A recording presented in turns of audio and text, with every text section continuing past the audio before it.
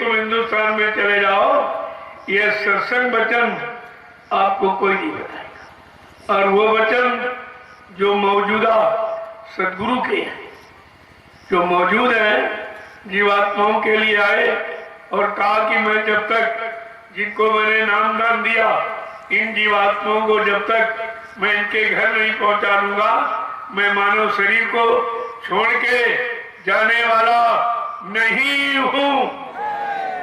फिर आप इस वचन को कैसे भूल गए? क्या अपने गुरु पर आपको विश्वास नहीं है? क्या उनके वचनों पर, वादों पर विश्वास नहीं? उन्होंने नामदान, नाम युक्ति आपको दी, क्या इस पर विश्वास नहीं? तो बिन विश्वास न कोनो सिद्धि, बिना विश्वास के कोई काम सिद्ध नहीं होता। और आपने विश्वास करते, जिसने विश्वास नहीं किया वो सब बेचारे मारे गए। जब योगियों ने सतयुग में जीवों के लिए जब हरि नाम जगाया और जब उसका प्रचार किया गया हरि नाम, तो कोई नहीं समझ पाया। उस समय का जो सबसे बड़ा महाराजा हिरण्यकश्यप था, वो बिल्कुल नहीं समझ पाया। उसका बेटा तो जान गया, क्योंकि उसके गुरु ने बता दिया कि हरि नाम ये युग का, समय का नाम है और भगवान का सच्चा नाम।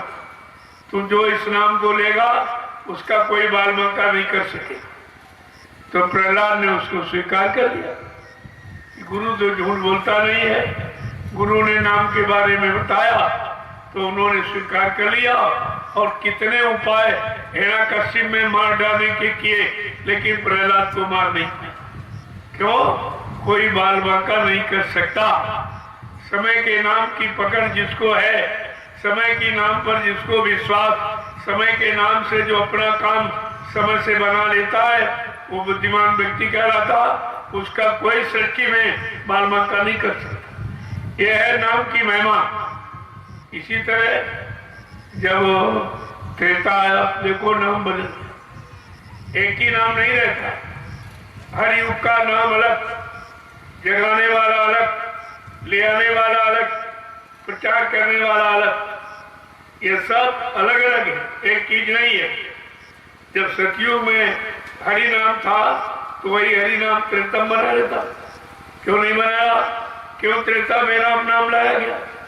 युग की परंपरा विधान है कि हर युग में नया पुरुष आएगा, नए नाम को लेके आएगा। वो उस समय के जीवों को नाम का काम सिखाएगा। जो नाम के अनुसार अपना काम कर लेंगे उनका नाम हो जाएगा। जब त्रेता आया तो राम नाम आ गया।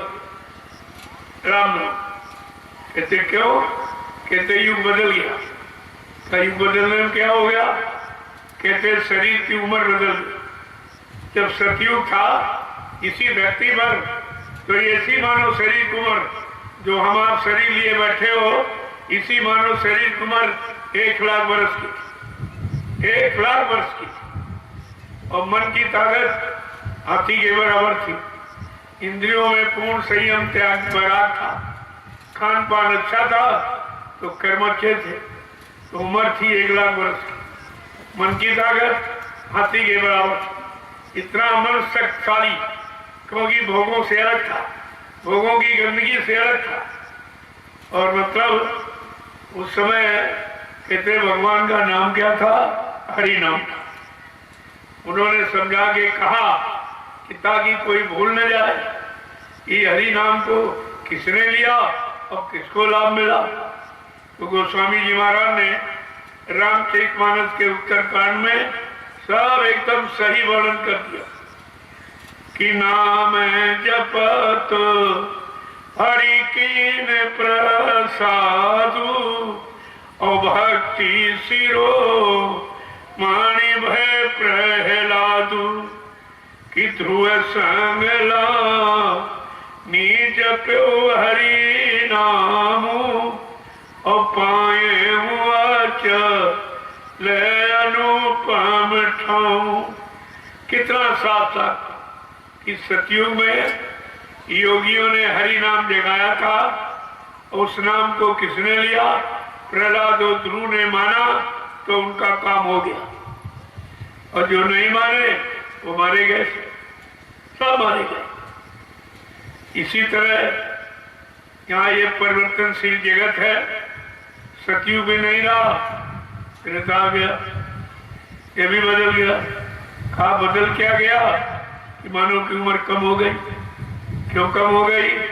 कि भोगों में फंस गया, योगों से हटकर भोगों में चला गया, और भोग रोग बन के निकले, और भोग ही रोग का कारण, और रोग शरीर की उम्र कम कर देते।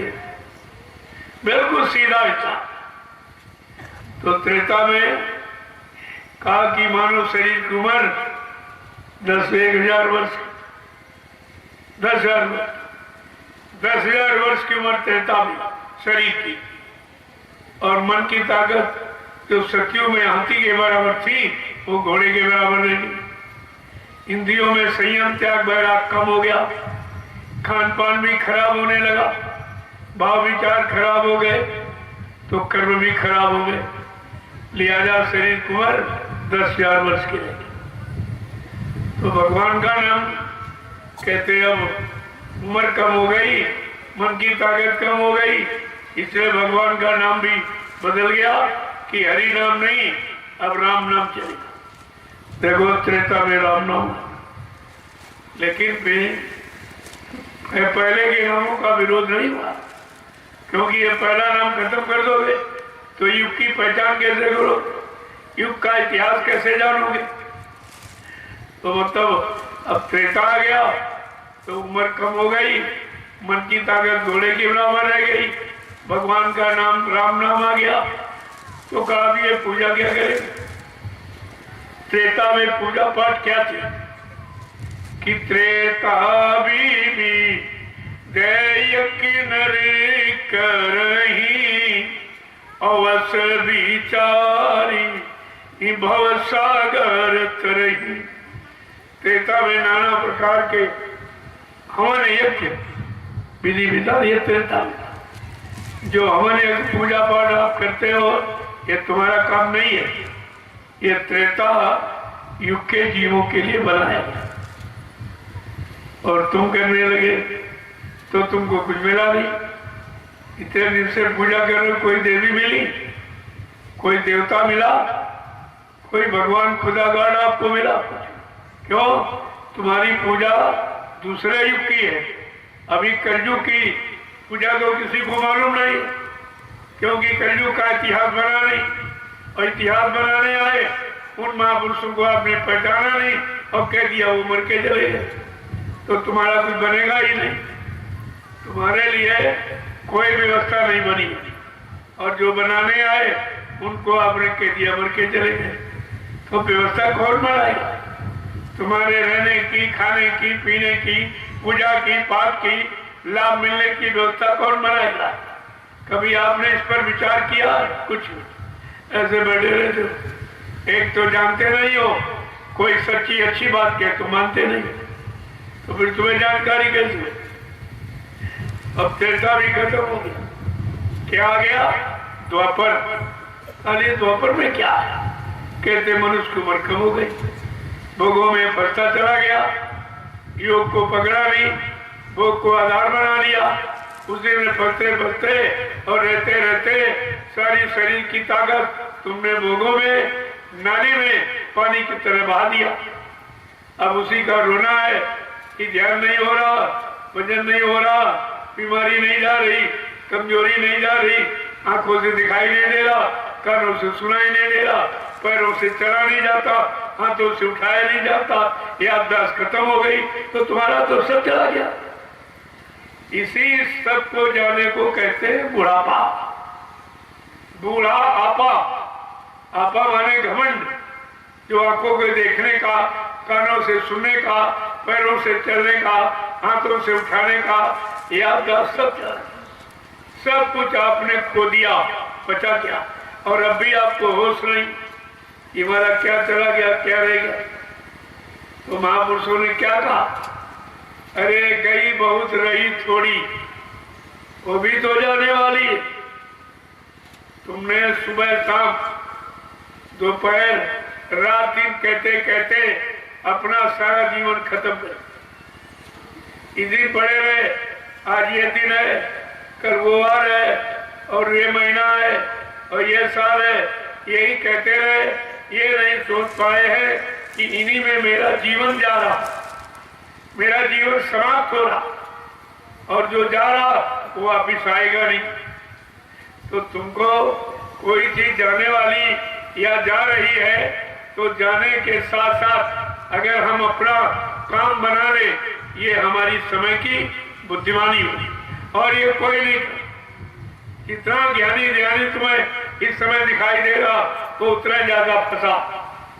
जो जितना अपने आप को पढ़ा लिखा बुद्धिमान कह रहा, धनवान बलवान बुद्धिमान जो कह रहा, तो सबसे ज्यादा फंसा, क्योंकि वो तुम्हारा अहंकार फंसने वाला है, निकलने वाला नहीं। तो फंसने वाले को तुम अच्छा बता रहे हो और निकलने वाली बात समझते नहीं, तो फिर कब निकलोगे? कभी तुम्हारा निकलना नहीं होगा। तो जब द्वापर आ गया, मानव शरीर कुमन 1000 वर्ष के, कहाँ 1 लाख, फिर 10,000, अब 1000 के लिए। आप मन की ताकत कहते बकरी के बराबर। देखो कैसी घटती जा रही सब उम्र के साथ साथ हर शक की ताकत शरीर की घटती जा रही। और लेकिन आप कभी विचार नहीं करते कि घट क्यों रहा है, घटने का कारण क्या है। अगर हम कारण खत्म कर दें तो घटना बंद हो जाए, लेकिन वो आप जानते भी नहीं हो और कोई बताए तो मानते नहीं हो। ये 2 बीमारियों ने और आपको परेशान कर लिया। एक तो सही सच्ची अच्छी बात आप जानते ही नहीं, अगर कोई सही अच्छी बात बताए तो आप मानते नहीं, तो फिर कैसे काम बनेगा? भाई काम 2 ही तरीकों से बनता, या तो तुम सक्षम हो तो स्वयं कर लो, अगर नहीं कर सकते हो जो कर रहा हो उसको सहयोग दे दिए, तुम्हारा काम हो जाएगा। लेकिन तुम दोनों काम नहीं करते, दोनों काम की समझ आप में नहीं। तो जब द्वापर आ गया, मानव शरीर उम्र 1000 वर्ष की रह गई, मन की ताकत बकरी के बराबर रह गई, इंद्रियों में संयम त्याग बड़ा कम, खान पान भी खराब होने लगा। तो मतलब यानी कहा भगवान का नाम कहते भी बदल गया, कहा और जो राम नाम था कहा अब नहीं, अब कृष्ण नाम चलेगा। देखो कृष्ण नाम आपके सामने, हर युग के नाम आपके सामने, अपने बने युग के नाम लो और अपने बने युग का लाभ उठाओ। वो तो समय की होशियारी होनी चाहिए। तुम समय की जानकारी एक तो आपको है नहीं, और कोई समय की जानकारी दे तो आप मानते नहीं हो और विश्वास नहीं करते, तो तुम्हारा काम कैसे हो?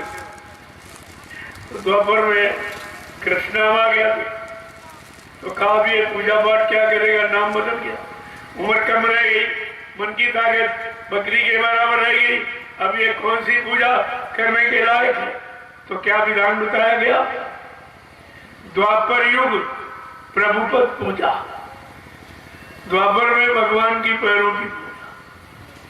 ये वेद व्यास जी ने ये तरीका निकाला था कि द्वापर युग के जीवों के लिए उन्होंने व्यवस्था बनाई कि द्वापर युग प्रभुपद पूजा, ये जो मूर्त पूजा, जो आप मूर्तियां बनाते हो, खरीदते हो, पूजते हो, क्या ये सच्ची शकल है?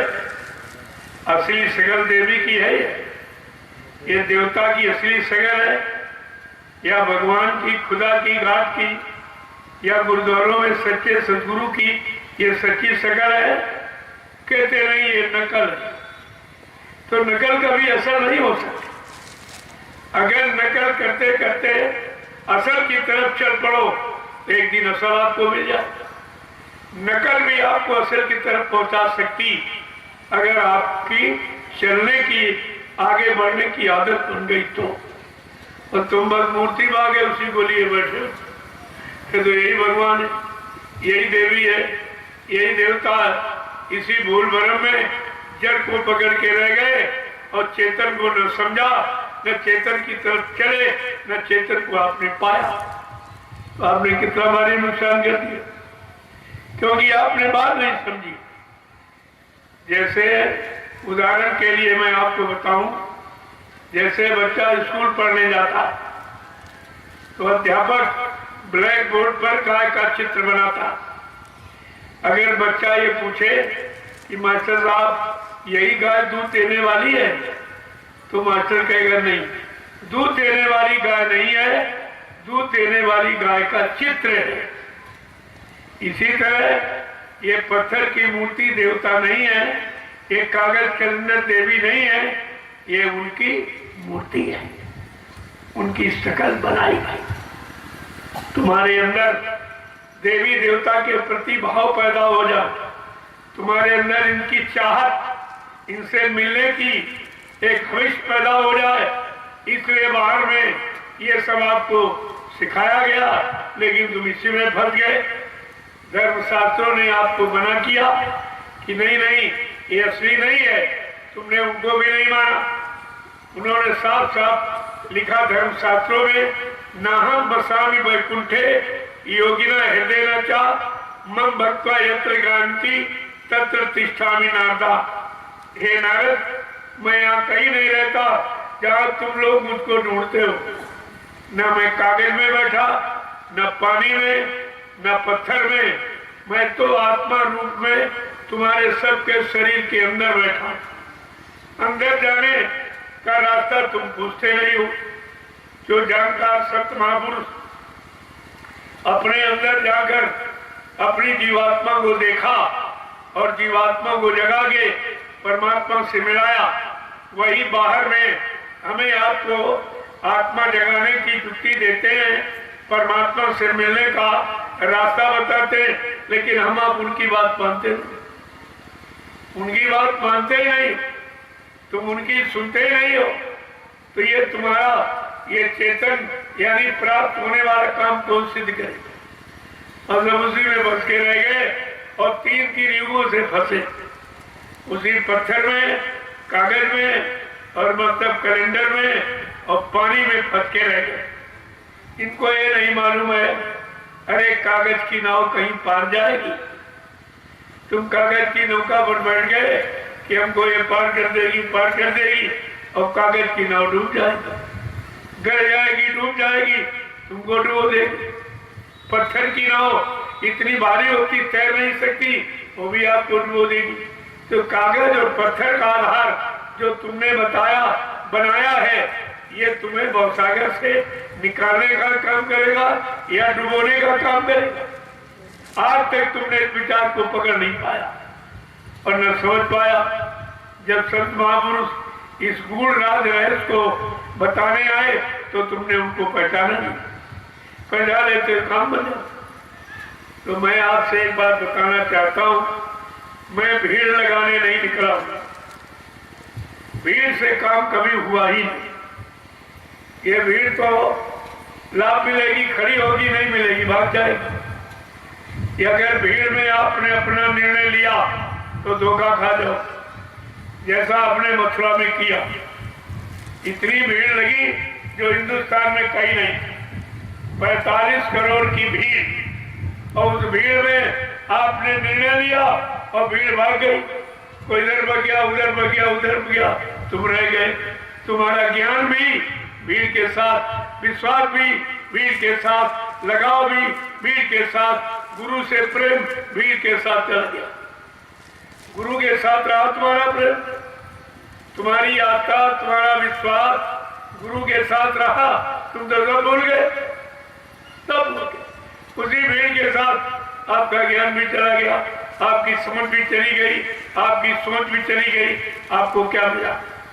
क्या मिला? इतने बड़े दरबार में जाकर भीड़ से आपने क्या पाया? शंका, संदेह, भूल भ्रम, और लौट के घर आ गए, लौट के घर आ गए और चुपचाप बैठ गए। तो तुम्हारा जाने का मतलब क्या? क्यों गए थे मथुरा? दरबार क्यों गए थे? गुरु क्यों किया था? गुरु से नामदान क्यों लिया था? वो सब काम हो गया? किस काम के लिए आपने गुरु के पास गए, गुरु से नामदान लिया, गुरु को अपना बनाया और काम कुछ नहीं हुआ और कहते गुरु मर गया? तो भी ये काम कौन करे? तुमने काम के लिए गुरु किया था कि नाम के लिए गुरु किया? और काम तुम्हारा हुआ नहीं, कोई काम नहीं हुआ, न पापों में माफी मिली, न जीवात्मा का कल्याण हुआ। तो फिर गए किस लिए? क्या आपने गुरु से धोखा पाने के लिए नामदान दिया था, या गुरु ने तुम सबको धोखा देने के लिए नामदान दिया था? अरे नामदान का बच्चा, ये नामदान जिम्मेवारी होती है। जिस जीव को नामदान दिया जाता है उसको नरक की योनियों में जाने नहीं दिया जाता। पहला तो ये लाभ है, अगर आप जो नामदान देते हैं, नाम की युक्ति आधार बताते हैं, अगर तुम उस पर चलकर कुछ अपना काम कर लो तो तुम्हारा अवध्वनि खत्म हो जाएगा, फिर आना जाना सब खत्म, न आना न जाना। तभी तो साधक यही एक बात कहता, सदगुरु दे दो नाम टिकटिया, हमें घर जाने, मुझे घर जाने की टिकट बना दीजिए, टिकट बना दीजिए, परमिशन दे दीजिए, पासपोर्ट बना दीजिए, मैं अपने घर चला जाऊं। लेकिन आपने कभी ऐसी प्रार्थना की है पासपोर्ट बनवाने की? जब तुम गुरु को भूल गए, कहते गुरु मर के चला गया तो ये पासपोर्ट किससे बनवाओगे, किससे बनवाएंगे आप? जहां गए हो वो बना देंगे पासपोर्ट, उनके पास पासपोर्ट बनाने का अधिकार है उन्हें। अरे पूछो, जब गुरु को छोड़कर जहां तुम गए हो उनसे पूछिए कि तुम हमारा पासपोर्ट बना सकते हो सतगुरु धाम जाने का? सतलोक सत्संग आनामी धाम प्रभु धाम जाने का पासपोर्ट बना सकते हो? तुम्हारे पास है ताकत? तो आपको समझ में आ जाए कि हम कहाँ के फंस गए। लेकिन ये तुम कुछ करते नहीं हो, क्योंकि तुम्हारे पास गुरु के वचन नहीं, गुरु पर विश्वास नहीं है, गुरु की युक्ति नामदान पर आपको विश्वास नहीं। तभी तुम अभी क्या, जब आगे खराब समय आ रहा तब तुमको अपने गुरु की याद आएगी, जब तुम्हारी मदद कोई नहीं करेगा। बाबा जी ने पहले कह दिया, कुदरत एक दिन सारा विश्व कुदरत के चपेट में आके खड़ा हो जाएगा और तुम्हारी सुनने वाला और मदद करने वाला, इबादत करने वाला, रक्षा करने वाला कोई नहीं दिखाई देगा। और जितना ये जिम्मेदार जो अपने आप को कह रहे काले नीले पीले हरे लाल झंडे लिए घूम रहे, ये अपने अपने झंडों को फेंक कर अगर तुम्हारे जय गुरुदेव प्रभु नाम के झंडे के नीचे अगर ना जाए तो इस बाबा को बाबा मत कहना। ये छोटी बात है, ये छोटा चैलेंज है। क्या सृष्टि में और किसी ने ऐसा कहा या ऐसा कोई कह रहा या कह सकेगा? आपको ये सब विचार करना चाहिए। इसलिए मैं भीड़ लगाने नहीं आया हूं, मैं भीड़ से बड़ी अच्छी तरह परिचित हूं और भीड़ बहुत लगाई गई लेकिन उससे कुछ नहीं, कोई काम नहीं। तो हम तो एक विभीषण एक हनुमान की तलाश में निकले। एक विभीषण एक हनुमान मिल जाएगा तो लंका का काम हो जाएगा और सारी फौज सेना बेकार हो जाएगी। इतिहास बताइए तो तुमको समय का ज्ञान होगा कि काम कैसे होता है, काम करने वाला कितना समर्थ होता है, जो सबको चुनौती दे देता, चैलेंज कर देता और अपना काम कर लेता।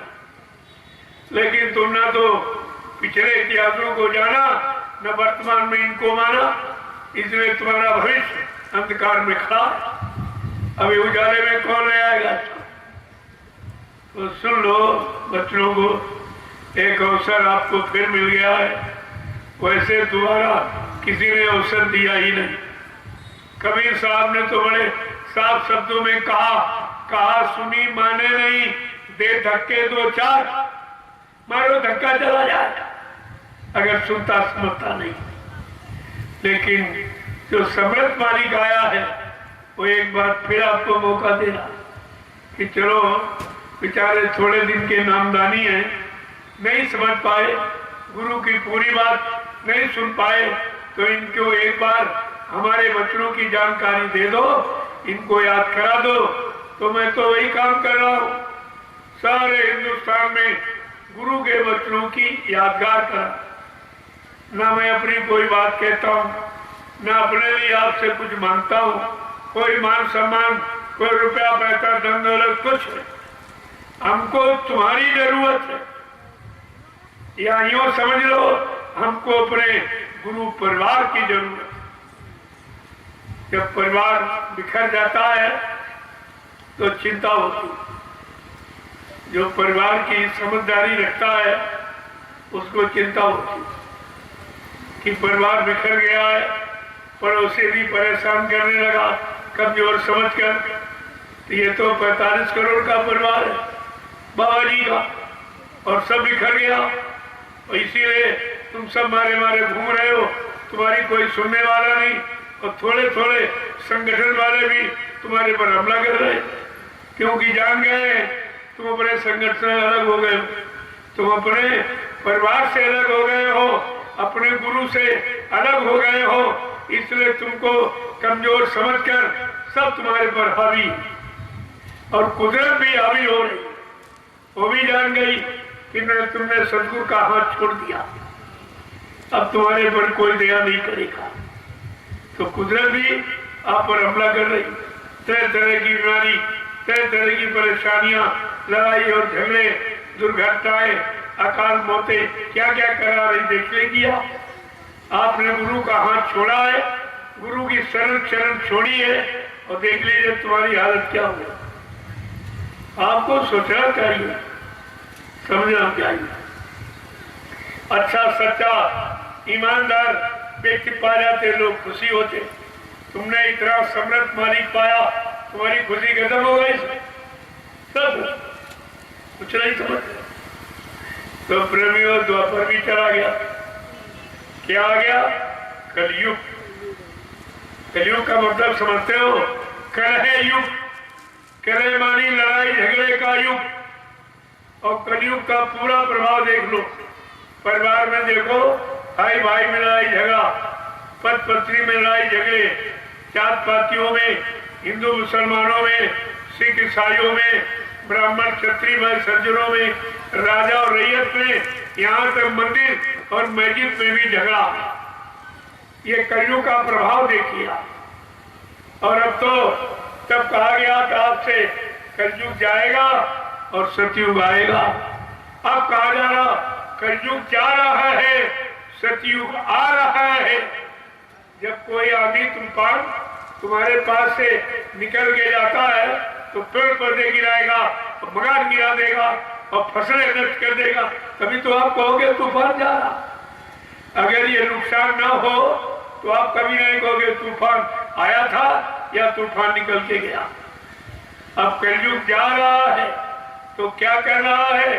मंदिर मस्जिद गिरजाघर गुरुद्वारों में ताले लगा रहा, सब में ताला बंद करो, कोई पूजा नहीं करेगा, कोई इबादत नहीं करेगा, कोई भजन नहीं करेगा। फिर करेंगे क्या?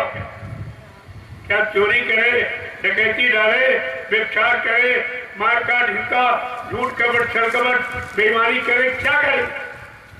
ये भी आप इशारा नहीं सोच पाए कि कलयुग जाने की पूर्ण तैयारी में है। अब उसने काम शुरू कर दिया कि जितने धर्म स्थल जहाँ से धर्म का संदेश शुरू होता था, या लोग थोड़ी बहुत कुछ पूजा पाठ करते थे, साइड में ताले लगा दो। अब ताला लग गया, फिर भी आप नहीं समझ पाए हो कि क्या हो रहा। आज तक सृष्टि में किसी युग के इतिहास में क्या ऐसा आपने पढ़ा है कि धर्मस्थलों में ताले लगा दिए जाए?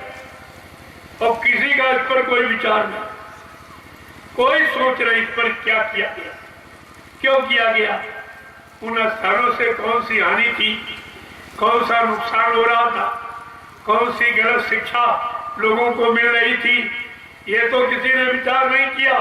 और जो कर दिया गया उसको आपने स्वीकार भी कर लिया, आपने उसे स्वीकार भी किया।